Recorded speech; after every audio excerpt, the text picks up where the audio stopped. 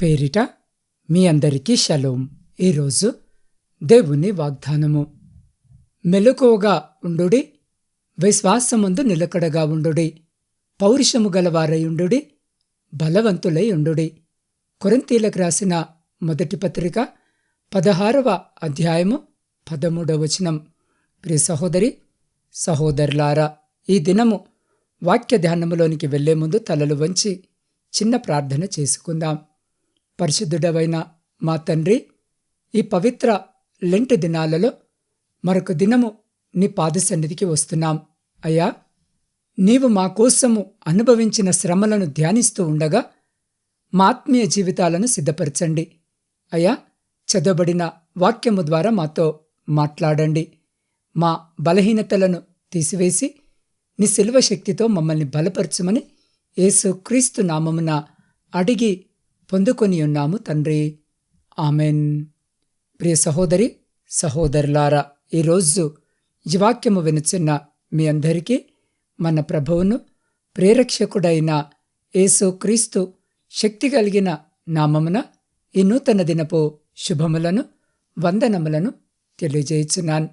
ప్రియులారా, మనం ప్రస్తుతము లెంట్ కాలంలో ఉన్నాం. ఇది కేవలం క్యాలెండర్లో మారే నెల కాదు. ఇది మన ఆత్మను శుద్ధి చేసుకునే సమయం. క్రీస్తు శిలువ శ్రమలను తలపోస్తూ ఆయన పొందిన గాయములలో మన పాపములకు క్షమాపణ వెతుక్కునే పవిత్రమైన దినాలివి.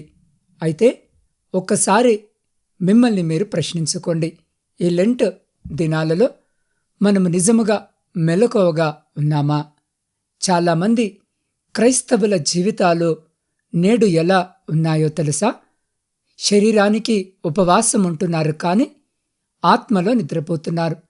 ప్రార్థనలో మోకరిస్తున్నారు, కానీ మనసులో లోకపు ఆలోచనలతో నిండిపోయి ఉన్నారు.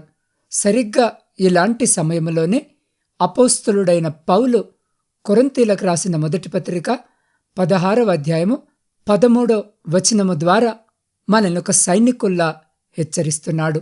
మెలకువగా ఉండుడి, విశ్వాసమందు నిలకడగా ఉండుడి, పౌరుషము గలవారై ఉండుడి, బలవంతులై ఉండుడి అని. ప్రియులారా, లోకము మనల్ని బలహీనపరచాలని చూస్తుంది. సాతాను మన విశ్వాసాన్ని కదిలించాలని చూస్తున్నాడు. శోధనలు మనల్ని పడగొట్టాలని చూస్తున్నాయి. కానీ ఈరోజు దేవుని వాక్యము మీకు ఒక గొప్ప ఆయుధాన్ని ఇవ్వబోతుంది.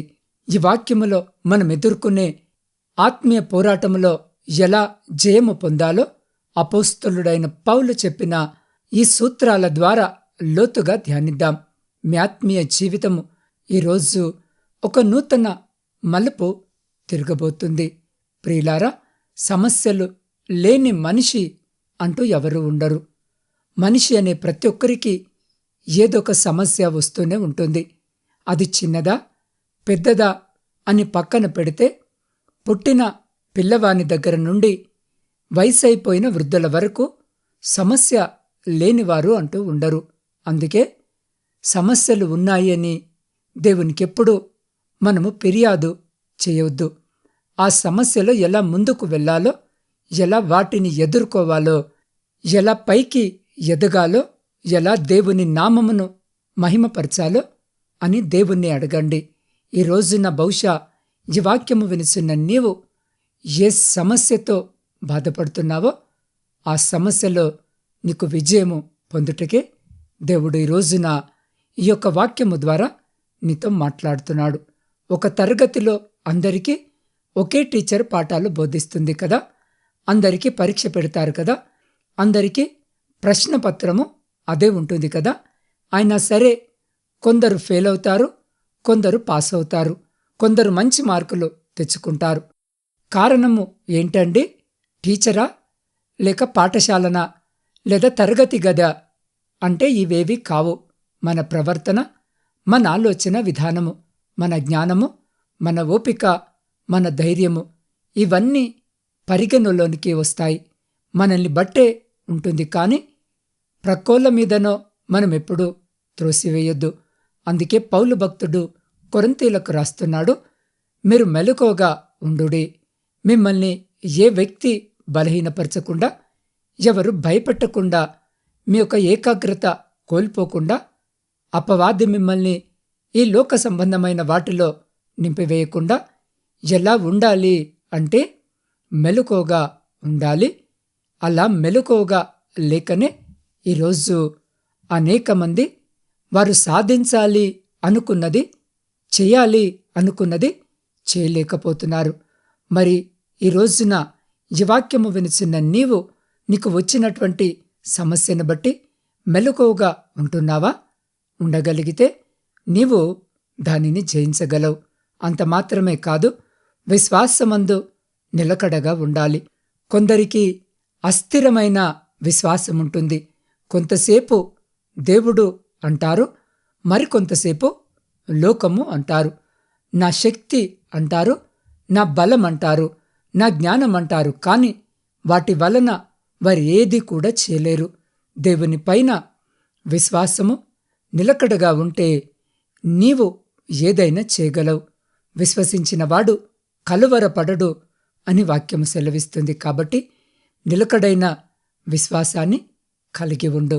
ప్రియ సహోదరి, సహోదరులారా, అన్నీ మీకు అనుకూలముగా ఉన్నప్పుడు దేవుడున్నాడని, ఏదైనా సమస్య రాగానే దేవుడు లేడు, ఏమీ లేడని అనుకోవద్దు. ఎప్పుడైనా ఎక్కడైనా నా యేసయ్య నన్ను కాపాడుతాడు, నన్ను రక్షిస్తాడు అనే విశ్వాసముతో నువ్వు జీవించాలి. అంత మాత్రమే కాదు, మనము దేవుని బిడ్డలం, మనము పౌరుషముగా జీవించాలని కూడా పౌలు భక్తుడు తెలియజేస్తున్నాడు. మరి ఏ విషయంలో పౌరుషము అంటే ఎవరితోనైనా గొడవపడే విషయంలో కాదు, ఎవరినైనా కొట్టే విషయంలో కాదు. దేవుని కోసము నీతి తప్పకుండా, సాక్ష్యము కోల్పోకుండా, నీ పరిశుద్ధతను నువ్వు కోల్పోకుండా జీవించే విషయంలో పౌరుషము కలిగి ఉండాలి. రాజీ పడవద్దు.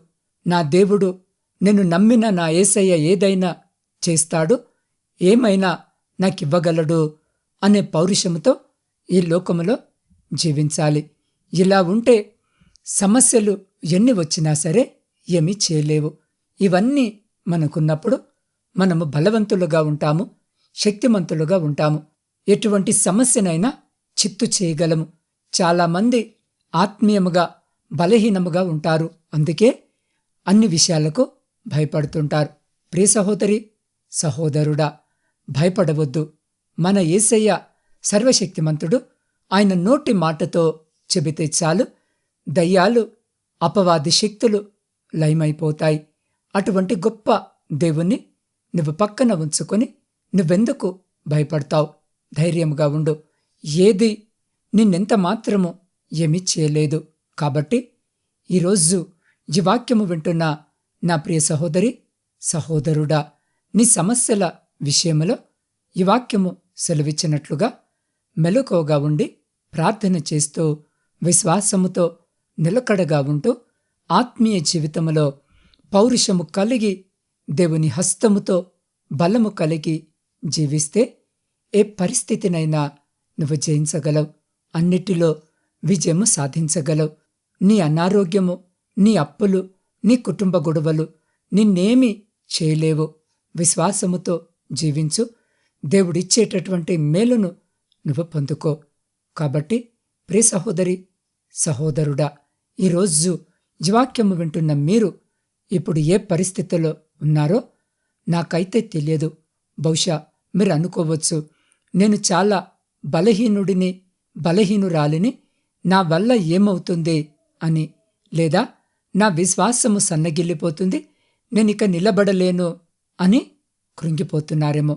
కానీ ఒక విషయము గుర్తుంచుకోండి, దేవుడు నిన్ను ఎన్నుకున్నది కేవలము ఓడిపోవడానికి కాదు. ఆయన నిన్ను పౌరుషము గల సైనికుడిగా చూడాలనుకుంటున్నాడు. ఈ నిమిషము నుండే నీ జీవితంలో ఒక మార్పు రావాలి. గతము గతమే. నువ్వెన్నిసార్లు కింద పడ్డావో దేవుడు లెక్కపెట్టడం లేదు.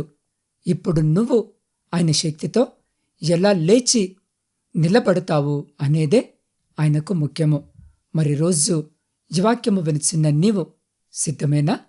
నీ భయాన్ని విడిచిపెట్టి క్రీస్తు ధైర్యాన్ని ధరించుకోవడానికి నువ్వు సిద్ధమేనా? లోకపు ఆకర్షణల వైపు కాకుండా ఆ క్రీస్తు శిలువ వైపు చూస్తూ అడుగులు వేయడానికి నువ్వు సిద్ధమేనా? ప్రియ సహోదరి సహోదరుడా, ఈ లెంటి కాలంలో మనము కేవలము ఆహారాన్ని మానివేయడం మాత్రమే కాదు, మనలోని బలహీనతలను మానేద్దాం. లోకము నిన్ను నువ్వు దేనికి పనికిరావు అని చెప్పొచ్చు, కానీ దేవుని వాక్యము సెలవిస్తుంది, నువ్వు బలవంతుడవు, బలవంతురాలవు. గుర్తుంచుకోండి, సిలువ అనేది కేవలము మరణానికి గుర్తు కాదు, అది మన విజయానికి పునాది. యేసు ప్రభు సిలువపై మరణించి సమాధిని గెలిచి తిరిగి లేచినప్పుడు మనకొక గొప్ప ధైర్యాన్నిచ్చారు. ఆ ధైర్యముతోనే ఈరోజు మనము ముందుకు సాగాలి. రేపటి నుండి మీ జీవితంలో ఏ కష్టము ఎదురైనా ఈ కొరింథీయులకు రాసిన మొదటి పత్రిక 16వ అధ్యాయము 13వ వచనాన్ని జ్ఞాపకము చేసుకోండి. సమస్య వచ్చినప్పుడు మెలకువగా ఉండుడి, నిరాశ కలిగినప్పుడు విశ్వాసములో నిలబడండి, భయము వేసినప్పుడు పౌరుషాన్ని చూపండి, అలసిపోయినప్పుడు దేవుని సన్నిధిలో బలము పొందండి. ప్రియ సహోదరి సహోదరుడా, మీరు లోకములో ఒంటరివారు కాదు. జయించిన క్రీస్తు మీతో ఉన్నాడు. ఈ లెంటి దినాలు మీ జీవితంలో ఒక గొప్ప ఆత్మీయ పరివర్తనకు నాంది కావాలని కోరుకుంటున్నాను. మనమిప్పుడు ప్రార్థన చేయబోతున్నాం. ఈ ప్రార్థనలో నీవు కేవలము పెదవులతో కాకుండా నీ పూర్తి హృదయముతో దేవునికి ఒక మాట ఇవ్వు. ప్రభువా, నేనిక మీదట ఆత్మీయంగా నిద్రపోను, నిన్ను మెలకువగా ఉంటాను. నీవు నాకిచ్చిన ఈ జీవితాన్ని నీ సాక్షిగా మలుచుకుంటాను అని తీర్మానము చేసుకో. నీలో ఉన్న భయము పోవాలి, నీలో ఉన్న ఆందోళన తొలగిపోవాలి. ఈ లెంట్ దినాలలో నువ్వొక నూతన బలముతో నింపబడాలి. దేవుని ఆత్మ నీ మీదకు దిగి వస్తుంది. నువ్వొంటరివి కావు, ఆ సర్వశక్తిమంతుడు నీ పక్షాన ఉన్నాడు. ఎవరైతే తమ జీవితాలను మరొకసారి దేవునికి సమర్పించుకోవాలని ఆశపడుతున్నారో, ప్రియ సహోదరి సహోదరుడా, మీ హృదయం మీద చేయి వేసుకోండి, లేదా మీ 2 చేతులు పైకి లేపి నన్ను బలపరచు ప్రభువా అనొక్క మాట అడగండి. ఆయన నిన్ను ఈ క్షణము ముట్టబోతున్నాడు. కాబట్టి ప్రియ సహోదరి సహోదరుడా, మీరున్న స్థితిలోనే నాతో పాటు కొన్ని నిమిషాలు ఈ ప్రార్థనలో ఏకీభవించండి. పరిశుద్ధుడవైన మా ప్రియ పరలోకపు పరమ తండ్రి, మీ శ్రేష్టమైన సర్వశక్తివంతమైన నామమును బట్టి స్తుతులు స్తోత్రాలు వందనాలు. అయ్యా, ఇలాంటి కాలము మరొక నూతన దినము నీ పాదసన్నిధికి వస్తున్నాం. అయ్యా, ఈ సమయమందు ఎవరైతే తమ హృదయాలను నీకు సమర్పించుకున్నారో, ఎవరైతే తమ బలహీనతలను ఒప్పుకుంటూ నీ సహాయము కోరుతున్నారో, వారినిప్పుడే నీ ఆత్మతో తాకండి. ప్రభువా, అపోస్తలుడైన పౌలు ద్వారా మీరు మాకిచ్చిన ఆజ్ఞను బట్టి వందనాలు. ప్రభువా, లోకపు నిద్రలో ఉన్న మా ఆత్మలను మేల్కొల్పండి. రాబోయే శోధనలను ముందుగానే గుర్తించి ఆత్మీయ నేత్రాలను మాకు ప్రసాదించండి. తుఫానులు వచ్చినప్పుడు, కష్టాలు ఎదురైనప్పుడు అటు ఇటు ఊగిపోకుండా బండ మీద కట్టబడిన ఇల్లులా మా విశ్వాసాన్ని స్థిరపరచండి. అయ్యా, భయపడే ఆత్మను మా నుండి తీసివేయండి. నేను జయించగలను అన్న ఆత్మీయ ధైర్యాన్ని, పౌరుషాన్ని మాలో నింపండి. అయ్యా, మా సొంత బలముతో మేమేమీ చేయలేము నాయనా, నీ సిలువ శక్తే మా బలము. అయ్యా, ఇలాంటి దినాలలో ప్రతి బిడ్డను నూతన బలముతో అభిషేకించండి. ముఖ్యంగా నా తండ్రి, ఈ వాక్యము వింటున్న ప్రతి ఒక్కరి జీవితాల్లో ఒక గొప్ప కార్యం చేయండి. వారి అనారోగ్యాలు తొలగిపోవునుగాక, వారి ఆర్థిక ఇబ్బందులు తీరిపోవునుగాక, వారి కుటుంబాలలో సమాధానము కలుగునుగాక. ఈ వాక్యము విన్న తర్వాత వారొక సామాన్య వ్యక్తిగా కాకుండా నీ రాజ్యము కొరకు పోరాడే ఒక బలవంతుడైన సైనికుడిగా ముందుకు సాగుటకు సహాయము చేయమని నీ పాద సన్నిధిలో వేడుకొనుచున్నాం. దేవా, ఈరోజు జన్మదిన, వివాహ వార్షికోత్సవాలు జరుపుకొంచున్న ప్రతి బిడ్డ కొరకు ప్రత్యేకంగా ప్రార్థిస్తున్నాం. మీ నూతన దయా కిరీటం చేత బిడ్డలను ఆశీర్వదించండి. ఆ రీతిగా ఇతరత్ర శుభకార్యాలు జరిగించుకుంటున్న బిడ్డలతో కూడా మీరుండి సంతోషకరమైన కుటుంబ జీవితమును దయచేయమని వేడుకొనుచున్నాం. క్యాన్సర్ వ్యాధితో బాధపడుతున్న నవీన సత్య, మేఘన, యశస్విని, మల్లికార్జున స్వామి, జహంగీర్, సుబ్బారావు, పద్మ, జ్యోతి, కళావతి, రాజేశ్వరి, భాష, ఇమజ, యశస్విని, ఖైరునిసా, రమాదేవి, విమలమ్మ, అనుష, మార్తమ్మ వీరందరి శరీరాల్లో ఉన్న వ్యాధి కణాలను నిర్మూలించి వారికి నూతన శక్తిని ప్రసాదించుము. అయా కిడ్నీ వైఫల్యముతో బాధపడుతున్న సిద్ధు, లక్ష్మణ్, ప్రవీణ్ కుమార్, తేజ, నాగజ్యోతి, నయోమి, సన్నీలకు, అలాగే గుండె జబ్బులతో ఇబ్బంది పడుతున్న Pavan, Sugunavathi, Jayamma, Sushila, Sharon Mary, Sebastian, Anandarao, ప్రభావతులకు ఆయురారోగ్యాలను ప్రసాదించండి. వారి అవయవాలు తిరిగి సక్రమముగా పనిచేయనట్లు దీవించండి. అయా పక్షవాతముతో కదలలేని స్థితిలో ఉన్న సూర్యరావు, రాంబాబు, గుణసుందరమ్మ, బాలప్ప, రంగన్న, కృపాకర్, జయకృష్ణ, భాస్కర్రావు, విజయలక్ష్మి, శ్రీనివాసరెడ్డి, నిడియా, వెంకటేశ్వరమ్మ, నారాయణ, శ్రీను, వీరేష్, రంగన్నలకు తిరిగి నడిచే శక్తిని ప్రసాదించండి. బ్రెయిన్ ట్యూమర్తో ఉన్న లీలావతి, ప్రశాంతి, జైపాల్ రెడ్డిలకు అనేక మాసాలుగా కోమాలో ఉన్న నానికి స్పృహనిచ్చి తిరిగి సాధారణ స్థితికి తీసుకురావాలని వేడుకుంటున్నాం. అయ్యా 10 ఏళ్లుగా ఒంటరితనముతో భయముతో గడుపుతున్న సజిత్కు ధైర్యాన్ని, శాంతిని దయచేయండి. కీళ్ల నొప్పులతో బాధపడుతున్న కీర్తన, వెంకటేశ్వరమ్మ, నూకరత్నములకు ఉపశమనాన్ని కలిగించండి. సోరియాసిస్తో ఉన్న వర్షినికి, మస్క్యులార్ అట్రోఫీతో ఉన్న పునర్వికాశ్రీకి, వెన్నుముక గాయంతో ఉన్న గోపాల్రెడ్డికి స్వస్థతను దయచేయండి. జ్ఞాపక శక్తి కోల్పోయిన సుజాతకు, డయాబెటిక్తో ఉన్న అభినవ్కు సంపూర్ణ స్వస్థతను దయచేయండి. అఖిల పడుతున్న మానసిక, ఆత్మ సంబంధిత పోరాటాల నుంచి ఆమెకు విముక్తిని కలిగించమని వేడుకుంటున్నాం. అయా పేర్లు చెప్పబడని అనేక సమస్యలతో బాధపడుతున్న ప్రతి బిడ్డను కూడా మీ పాద సన్నిధికి తీసుకొని వస్తూ ఉండగా నా తండ్రి, ప్రతి బిడ్డపైన మీ గాయపడ్డ స్థాన్ని ఉంచండి.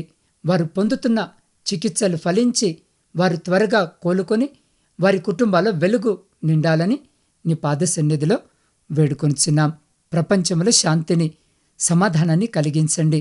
విడిపోయిన ప్రతి కుటుంబాన్ని తిరిగి కట్టుమని వేడుకుంటున్నాం. అయ్యా ముఖ్యముగా నాత్మీయ కుటుంబ సభ్యులందరినీ మీ పరిశుద్ధ పాదాల చెంత పెడుతూ ఉండగా బిడ్డలను జ్ఞాపకము చేసుకోండి. అయ్యా బిడ్డల ప్రతి ప్రార్థన విజ్ఞాపనను మీరు ఆలకించి అంగీకరించి ప్రతి న్యాయమైన కోరికకు సమాధానము దయచేసి అయ్యా మీ ఆకాశపు వాకిళ్లను విప్పి మీ సమృద్ధికరమైన దీవెన ఆశీర్వాదాల చేత బిడ్డల జీవితాలను, కుటుంబాలను దీవించి ఆశీర్వదించి తృప్తిపరిచి మీరే ఘనత, మహిమ, ప్రభావాలు పొందుమని మా ప్రభువును మీ ప్రియకుమారుడైన యేసుక్రీస్తు శక్తి కలిగిన నామమున ప్రార్థించి స్తుతించి అడిగి పొందుకొని ఉన్నాము తండ్రి. ఆమెన్.